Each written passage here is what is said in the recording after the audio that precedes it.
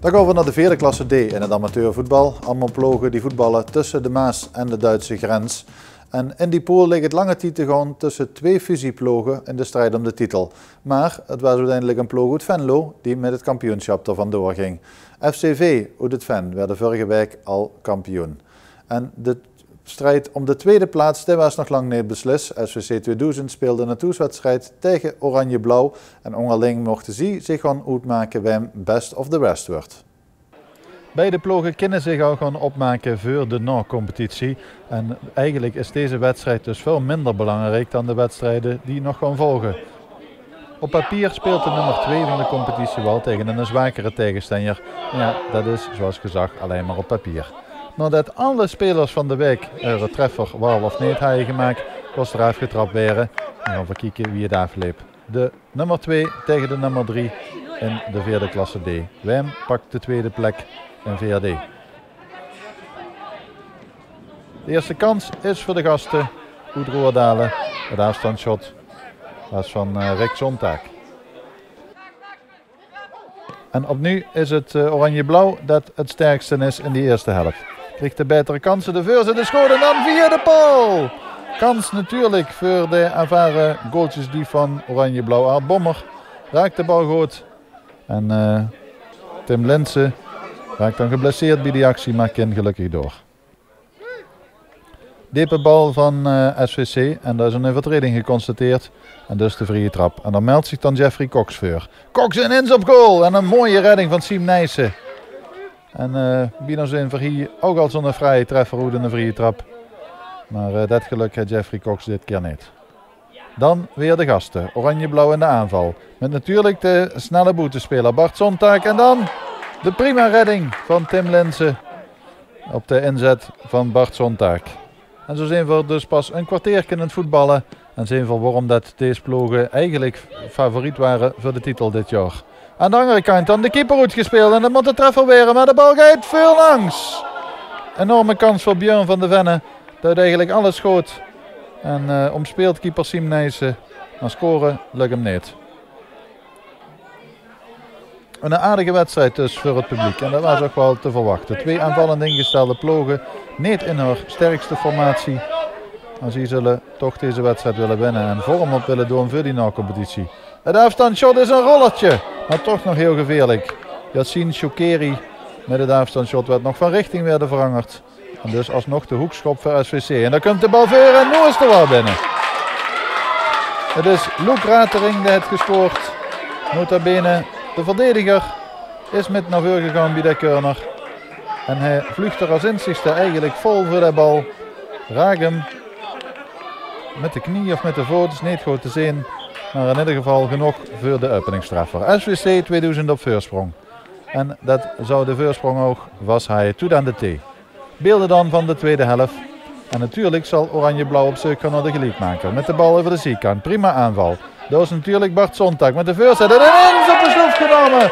En een geweldige gelijkmaker van Kai Popiol is ingevallen. En dat meteen wordt er voor erin is gekomen. De gelijkmaker scoren. Nog een keer. In de herhaling. Ineens op de sloef. Voorziende verdediger gekomen. En prachtig in de kruising. Dit is een mooie treffer hoor. 1-1 op het scorebord. En dan kan het weer alle kanten op natuurlijk. Bal aan de zijkant. Natuurlijk naar Bart Zondag. Zondag met de versnelling. En die is snel. En dan de redding. En de bal van de Liengold. Net genoeg weer die redding van Tim Linsen. En Oranje-Blauw heel dun bij de voorsprong. 1-1 op het scorebord en het is een spannende wedstrijd. Twee ploegen op zoek naar de overwinning. En dan weigert SVC de bal boetes te spelen terwijl een speler geblesseerd ligt. En dan gaat de aanval verder en dan gaat het erin. Nee, hebben geschoten. Invaller Brahim Manin was er heel dun bij. Uiteindelijk wordt er toch nog goed verdedigd. En voorkomt de verdediger van Oranje-Blauw een tegentreffer. Maar SVC wordt sterker. Dit is Sau Silawane met de lange bal. En dat is een prachtig steekbelke. En nu wordt er erin Max Huibrechts. En hij scoort. 2-1. De voorsprong. Dankzij de 24-jarige spits van SVC 2000. aanvallende middenvelder is het eigenlijk. Max Huibrechts doorgelopen, vrij voor de keeper. Ja, en Huibrechts is een man die ze dit soort kansen niet mocht geven. Dan is het gewoon raak en komt SVC 2000 op voorsprong.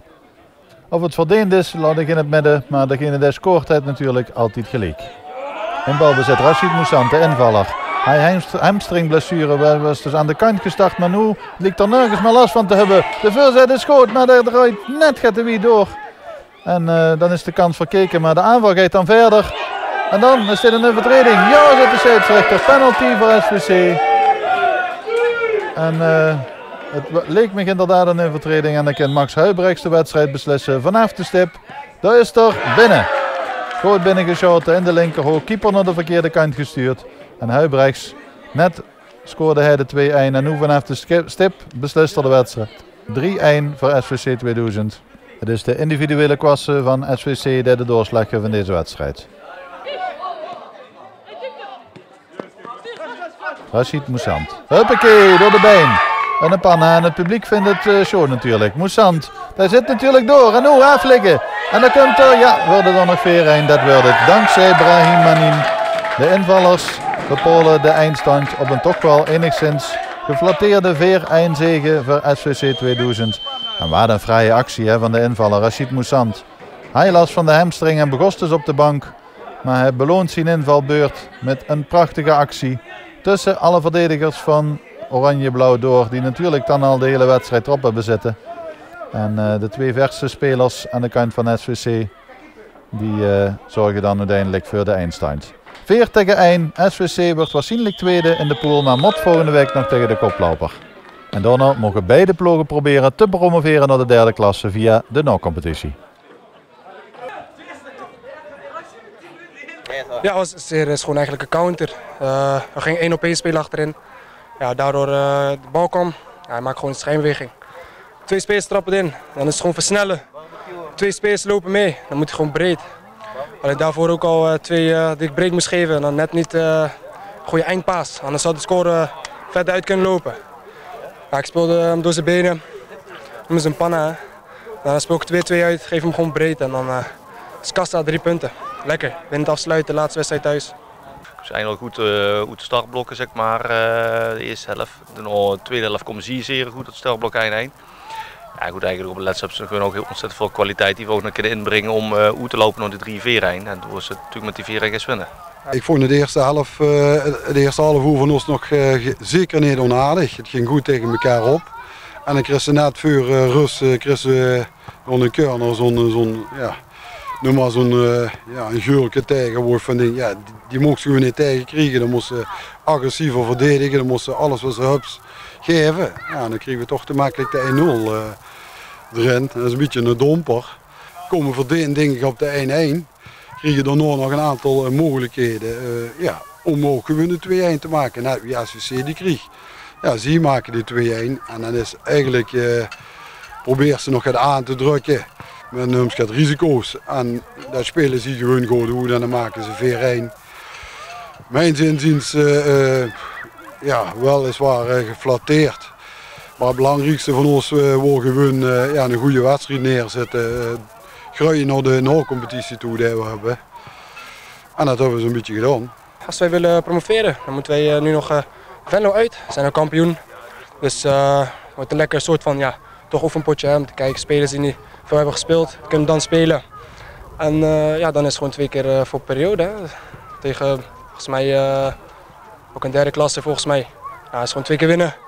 En dan nog een keer 2 keer winnen en dan derde klas volgend jaar waar we thuis horen. Tuurlijk willen we naar die derde klas.